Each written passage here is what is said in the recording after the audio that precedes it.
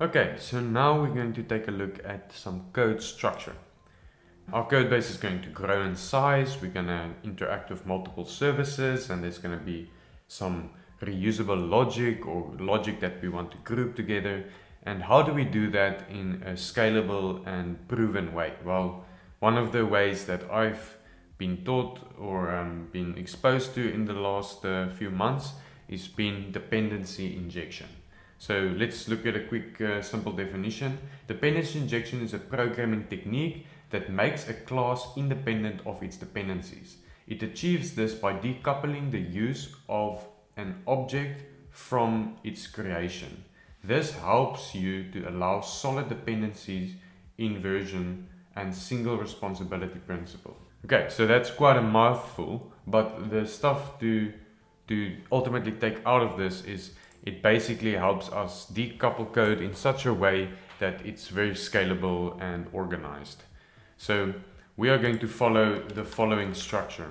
We are going to have our handlers, and like you probably saw in the definition, it mentioned the word class. So we're going to be using some sort of a class-based system, which is also very organized. And yeah, don't run away. You can do it in any other way. You can just use basic functions and not go with the class-based syntax, which is also fine, but for this video series we will be using classes. Okay, so we're gonna have a three-layer architecture. We're gonna have our handlers, which is the current folder that I'm in now, and this handler is going to talk to a model, and this model will talk to a repository.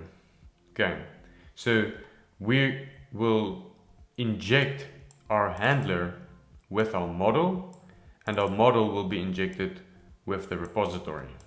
So this is where this whole dependency injection part comes into play. And I'm gonna explain it only for the create books, and the rest I'll kind of time lapse through because they'll be exactly the same, and I'm not gonna re-explain that, so I'm gonna take time to explain the create books and how we can refactor it to this type of setup. So first of all, let's go ahead and comment this, and then let's create that handler class. So we're going to say class, and let's call this create book handler to match with the file name. And if you have a different code, like rules in your code base, you can just consistently follow that as well. And for a class, we will always need a constructor, and ultimately this constructor will create the blueprint of this object, which can be used. So we will have an async method called process event, and this will receive the event, which is also of type any for now. So, and then this event would handle this handler logic. And we still need this export of this function handler. The rest of the grouping of the code starts in this function. So that's why we don't want to do too much logic inside of this handler. We can ultimately just handle our errors inside of the handler for whatever this create books process method can throw at the end of the day. Okay, so in order to still have that same return, we can say return and create a new book handler. And then on that instance, we can say process event and pass that in the event that we are getting from the handler call. And to make this a bit more clean, I'm going to move this, or only the first part, to a variable called instance, which pretty much just gives us an instance of this handler. And here we can say instance and then call the process event. Because this is an asynchronous function over here and an asynchronous function over here, this should actually be awaited. So we should say await and then return. And there is a possibility for an error. So I'm just going to wrap this all in a try catch. And here I'm going to console log .error create book handler error, and we can pass that in. And then we need to also do a return, so we can just return with a status code of 500. Let's keep it an internal server error for now because we don't handle different errors at this point. And we also need a body, which should be a string, and we can just add an error, something went wrong, check your logs. Okay, so this is very developer friendly, not suggested for production error messages. So this is the first setup. So we have added some error handling, which is also improved. And now we've structured this to a class. So we first have this handler.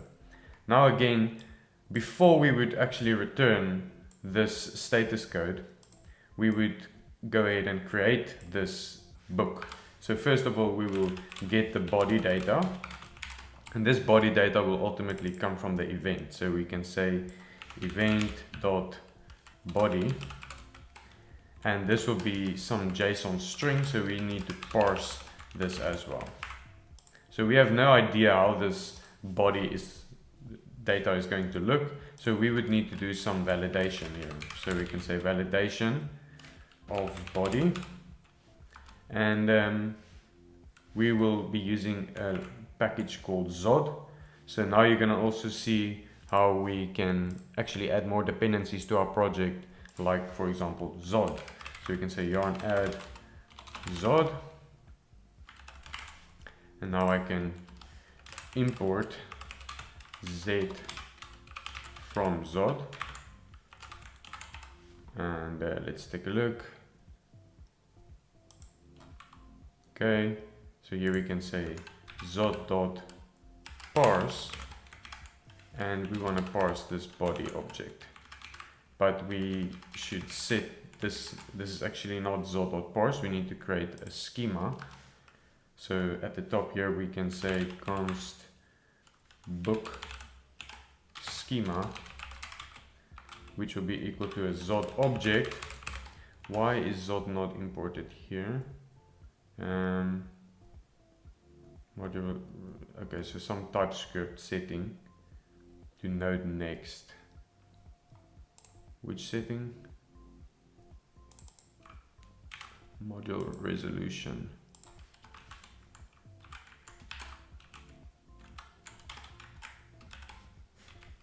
Node next, and save that.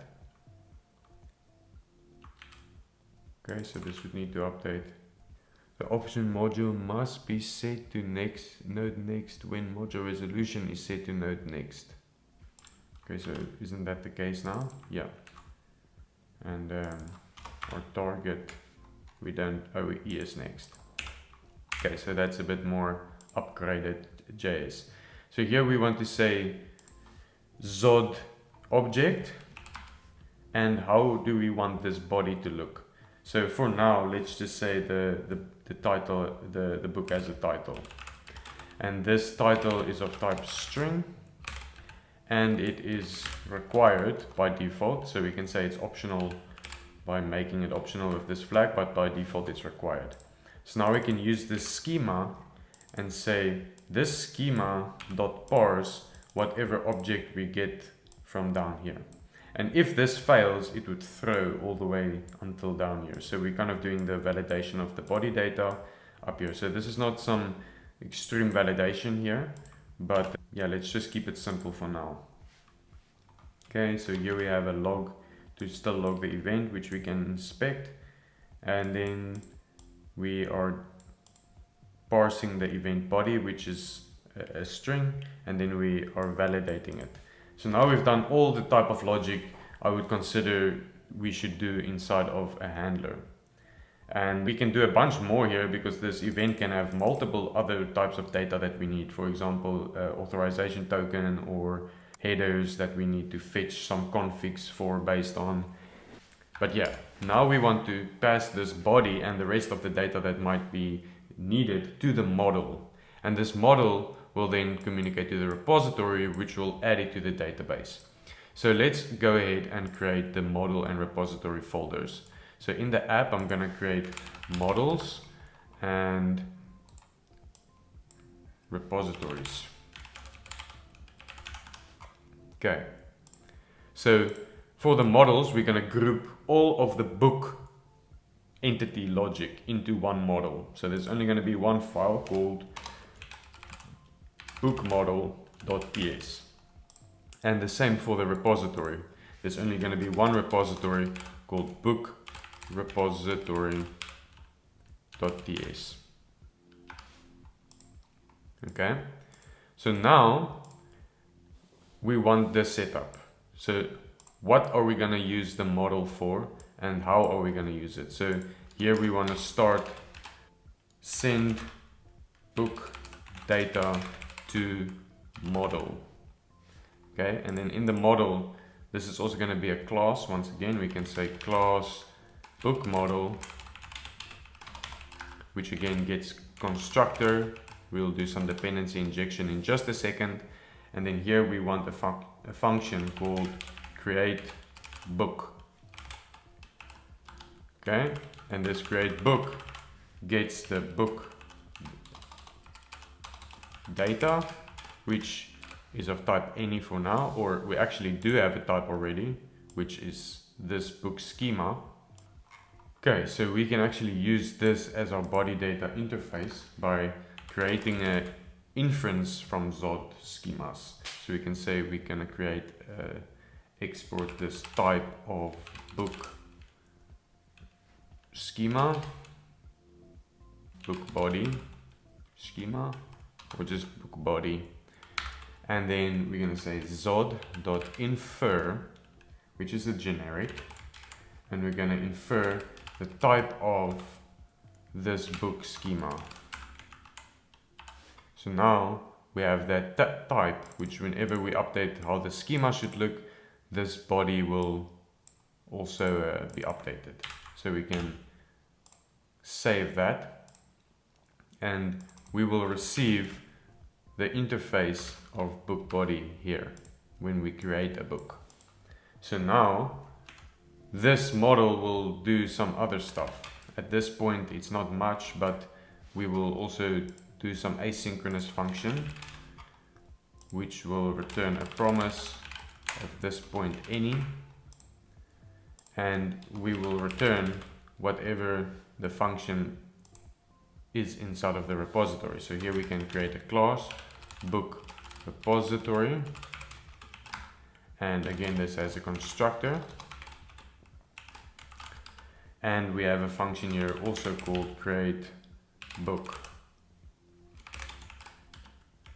and it receives the book data, which can also be that same interface. And this will also be an asynchronous function because we will ultimately talk to the database at this point. So we will talk to DB at this point. Okay, so how do we now inject all of this functions and logic into this code structure? Okay, so what we're going to do is where we declare the instance, we will have some values in the constructor that's required to be injected. So for this, we will need to inject a model. So we can say we are expecting a private read-only book model instance, which will be of type book model. I don't think we're exporting this class, so we need to export this class. So this is like shorthand, instead of going in here and saying book model is equal to book model, it would be this dot book model is equal to the book model that gets passed in.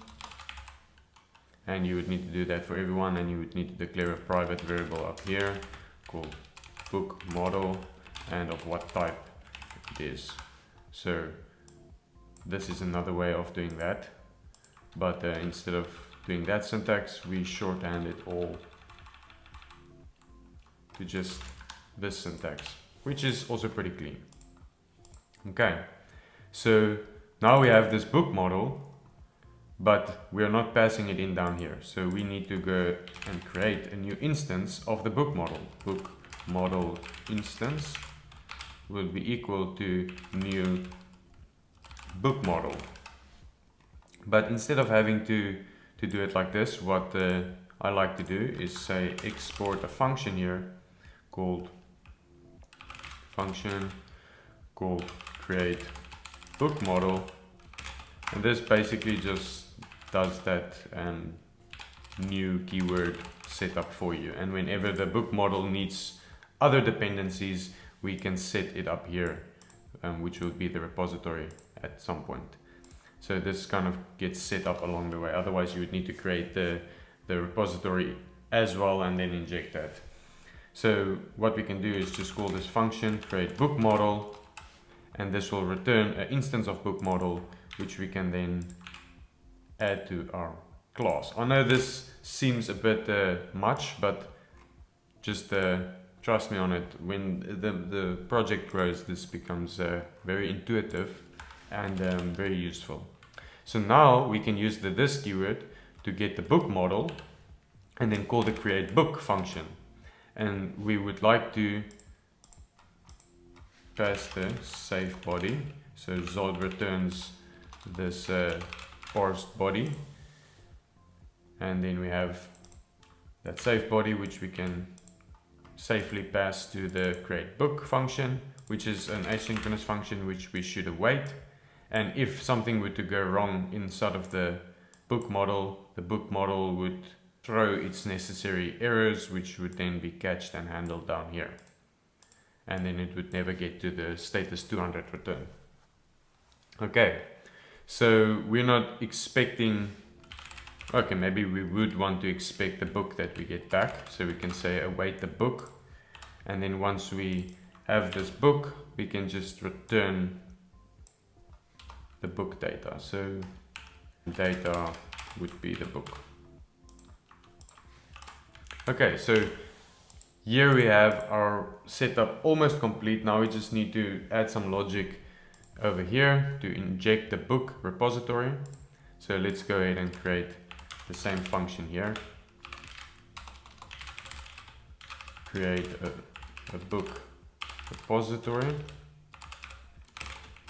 And this will again return a new book repository, which then can be used down here where we can say book repository instance. I'm giving them very long names just to make it clear what's happening. And we want to get the create book repository function, and this can be passed into this book model down here. Currently this constructor is not set up to handle it yet. This is why it's giving an error. So we can again do that same thing where we say private read-only book repository instance, which is of type book repository, which we are not exporting. So we need to export this class of book repository, and then it can be imported here. We just need to save this. Okay, so now here we can say this dot book repository instance dot create book, and again we need to provide it with the book data. So here we're not awaiting anything, we're just like returning it directly, but we should be able to do some other logic, other mapping or structural logic here. But for this simple use case, we are not doing anything now, so it's just returning directly from the book repository. Inside of the book repository method, we would now ultimately talk to the database, and then we would return the new book. And the new book would be that same information that we need for the book. So we have some ID, let's just call it some ID for now. And then it has a title, and the title would be the body.title that we've provided. And then we would obviously save it here to the database and then return the newly saved entity. So now, all the way up until here, it's going to receive back the book, which is of type any, because our types are still a bit messed up. Let's actually do that now. So our repository will return a book that is saved. So we're just going to call that type book. And how would the book look? It would have a ID string, and it would have a title, which is also of type string. And we can export this type from here. This promise will return a type of book. So you can see if I would not do return ID, it would complain because it's not returning the right type. And then this model will also receive the book type and just return it. So ultimately this handler over here would receive a book type, which would then be returned by the data. So here we have some good setup going with the dependency injection. I'm going to do a time lapse through the rest of the code where I'm not going to do too much talking, and then we're going to ultimately deploy all of this, which is basically going to give us the same output we already have. We just have our structure set up ready to go and start working with our first services that we're going to set up after this, which is DynamoDB database. So enjoy the time lapse.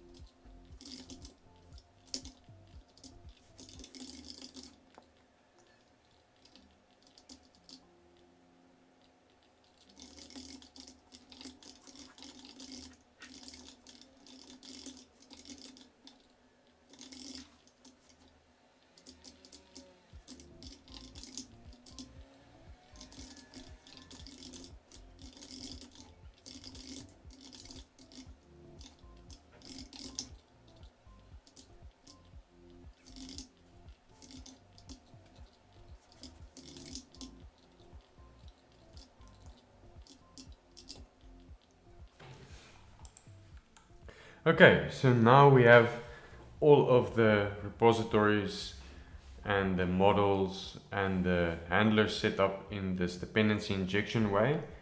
Let's go ahead and deploy this and then test it and see if it works. So SLS deploy, hands back.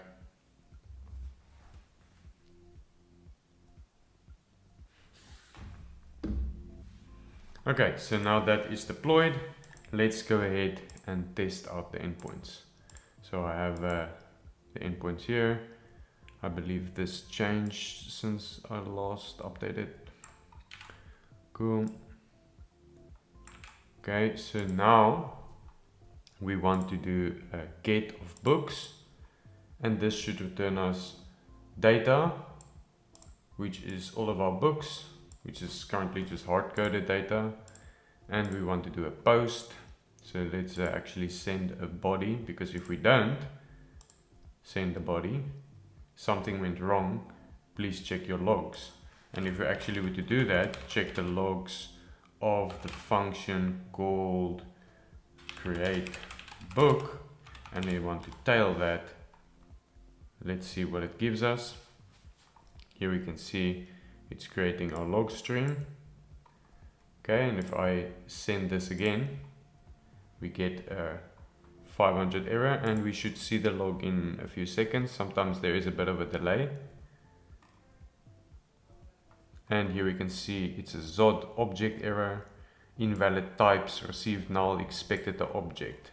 So the body type of our JSON was invalid. So now if we actually were to clear this and send along a JSON body that has the required field of title, and we can say book test